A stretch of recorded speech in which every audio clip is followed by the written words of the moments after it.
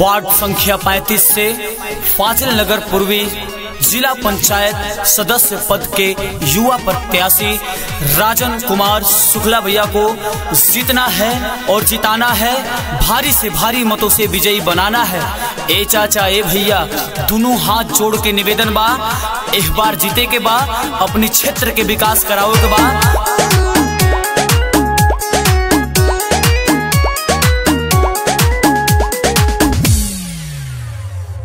राजन शुक्ला भैया मांगे आशीषवा, दोनों हाथवा जोड़ो। अब की ध्यान दे भाई चाचा, जिला पंचायत के हमें प्रत्याशी दीह ध्यान इनका और हो। जौनी भूलई हमके सोरे भइल बाजिन के गाँव नगर चारू ओर। राजन भैया के जीतई हो, इनो के ना बाटे कोनो जोड़। जिला पंचायत बनई हो, इनो के ना बाटे कोनो जोड़। जिला पंचायत बनई हो। जानते बानी जी, गरीब दुखिया के सेवा करे वाला बड़ भैया राजन शुक्ला जी के जिताई। आजाद भैया के दोनों हाथ जोड़ के निवेदन बा, रउआ लोग एक बार जिताई, अपना राजन शुक्ला जी के विजयी बनाई। आ क्षेत्र के विकास करावे के बा तो राजन कुमार शुक्ला जी के जिताओ के बा। हाँ चाचा हाँ चाची, राजन कुमार शुक्ला जी के जिताई, आ भारी से भारी मत से विजयी बनाई।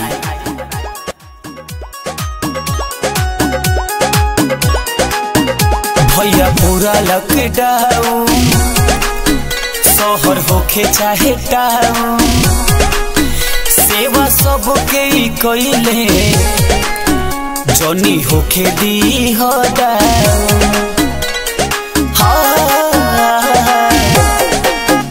भैया पूरा लॉकडाउन, गाँव होके चाहे टाउन, सेवा सबके कइले, जनी होके दी हो डाउन। गाँव किसान होवे सोचहु महान होवे, दीहो ना साथ तू छोड़। राजन भैया के जीतई हो, इनो के ना बाटे कोनो जोड़। जिला पंचायत बनई हो, इनो के ना बाटे कोनो जोड़। जिला पंचायत बनई हो। ए चाचा ए चाची ए भैया दोनों हाथ जोड़ के निवेदन बा, आजाद भैया विशाल भैया सब लोग दोनों हाथ जोड़ के निवेदन करता रहुआ लो से एक बार जीते के बा और जितावे के बा, राजन शुक्ला जी के विजयी बनावे के बा। आपका घर के लाल, आपका घर के बेटा राजन कुमार शुक्ला जी के विजयी बनाई। सबके साथ अदल करे, ऐसा इंतखाब कीजिए और मुल्क में जो काम आए उसे कामयाब कर दे।